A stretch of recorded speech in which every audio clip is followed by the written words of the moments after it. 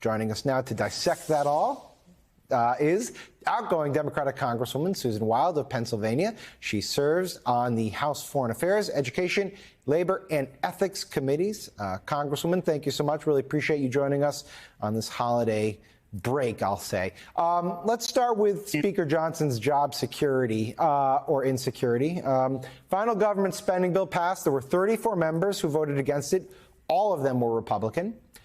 So we're clearly already seeing some opposition to Johnson in public. And then privately, too, as the Washington Post has reported, are we going to have a second act of Kevin McCarthy in which the speaker is deposed by his own party?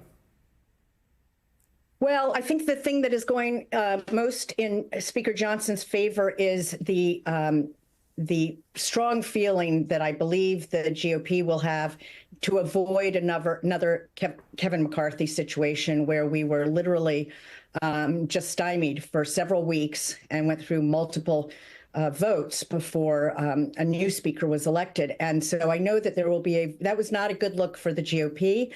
I know they're going to be doing everything they can to avoid that, but it's going to be tough because there are some members of the GOP conference who are perfectly content to burn the place down. And there's nothing like failing to elect a speaker to start that process. Yeah, I was going to say, your party leader, Hakeem Jeffries, has said Democrats will not bail out. Because she's going to.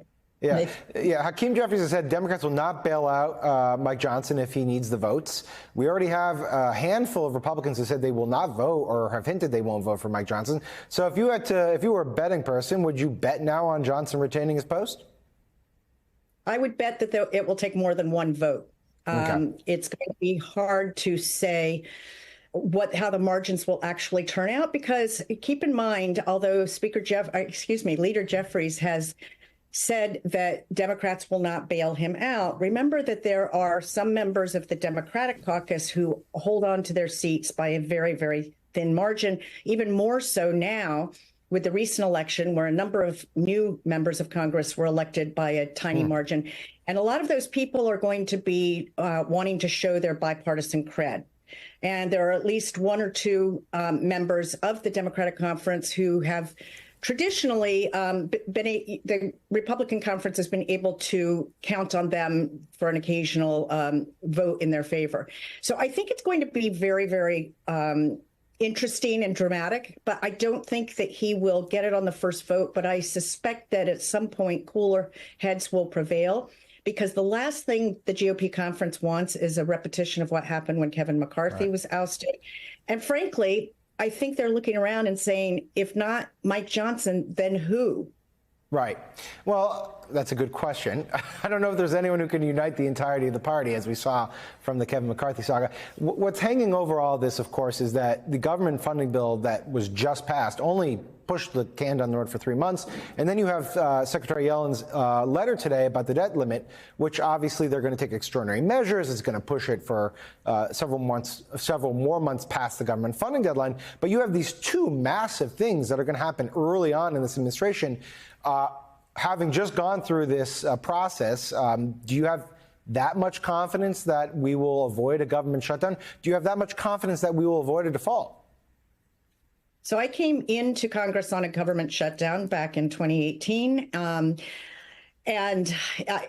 We've managed to avoid it since then, but it's been precarious at times.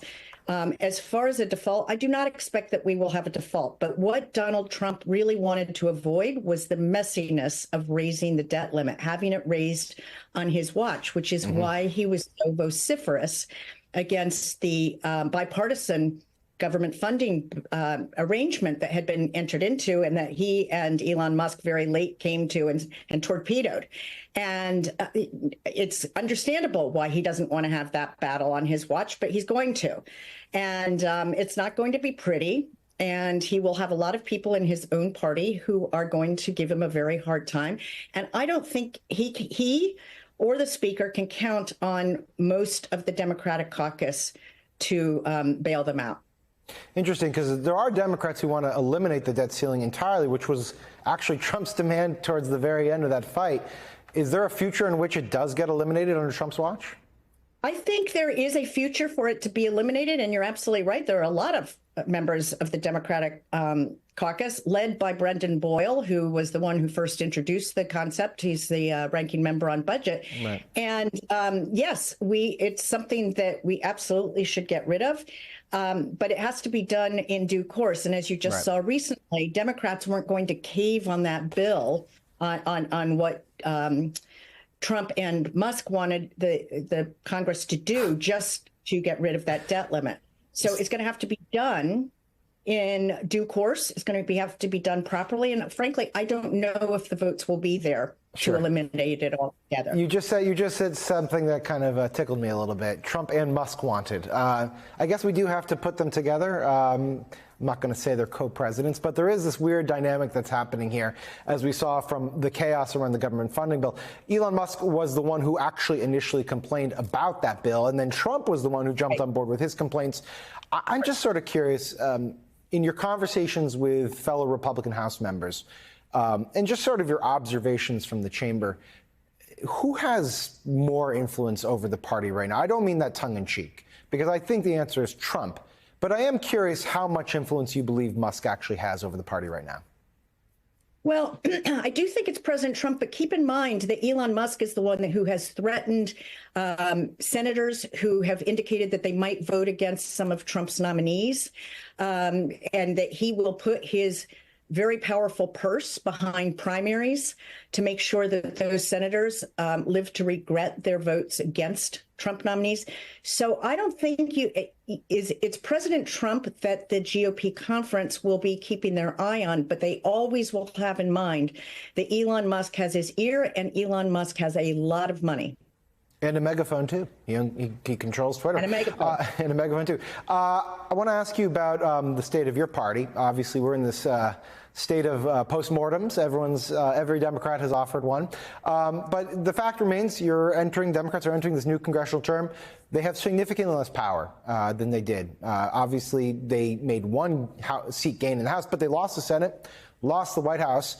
And Senate Majority Leader Chuck Schumer told Politico this week that he believes the judiciary will serve as one of the Democratic Party's strongest lines of defense. You know, I got to be honest, talking with other Democrats, they are not as bullish on the judiciary being a line of defense for the party because of just the decisions that the Supreme Court has made, the fact that a lot of these judges are Trump nominees. I'm curious, what is your assessment of the role that judiciary will play in the next 4 years? Not enough of one, unfortunately. I grew up in my adult life believing that the judiciary was the branch that we could always count on. And I no longer believe that. And I also question Senator Schumer's comments because the Senate actually left several open judicial nominees out when in their recent efforts to clear a lot of them before a new Congress and a new presidency. So I don't think that anybody should be counting on the judiciary because the Supreme Court looms large. And most of the decisions that we are looking at least that Congress is looking at, are ones that have a federal question or a constitutional issue that will put them square before a federal court and ultimately the United States Supreme Court if it chooses to take those cases. Exactly. And I don't think we should count on that at all. Yeah, day one, we're going to probably get an effort to end birthright citizenship. Before you go, I just want to ask you for personal reflections. You spent last 6 years in Congress.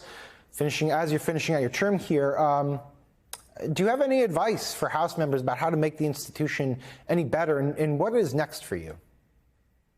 So my advice to anybody in Congress would be to keep your own counsel and follow your own mind, follow your own heart, follow your constituents' wishes, listen to them carefully, and don't be part of a herd mentality. I think that's really important. I think, frankly, that's what the American people are very much looking for. As for what I'm going to do, I'm going to give myself the grace of a month off in January. No. Yes, imagine. No. I've said to somebody recently, I have not been unemployed since I was 14 years old, so this will be truly unique for me. And but then what I really want to do is to continue to find a way to advocate for my community and for my country. It's been the most rewarding thing I've ever done in my entire life, and I want to make sure that it doesn't stop right here.